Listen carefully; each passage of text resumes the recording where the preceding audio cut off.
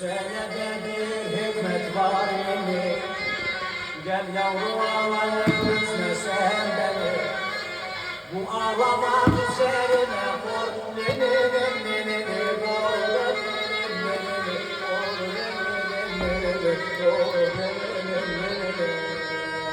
Bu ağlamak üzerine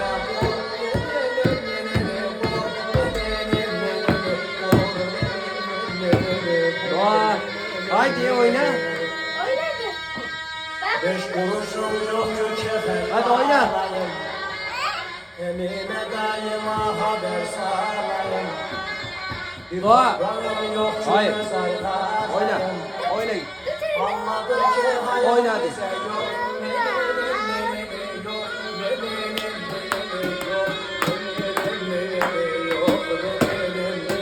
Hadi oyna. Anladım ki hayat bize zor.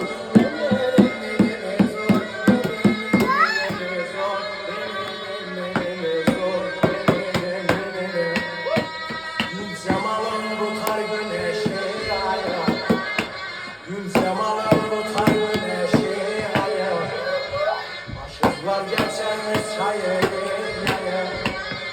Göbekçilerin teli sonaya. Anladım ki hayat bize. Hadi oyna Doğa.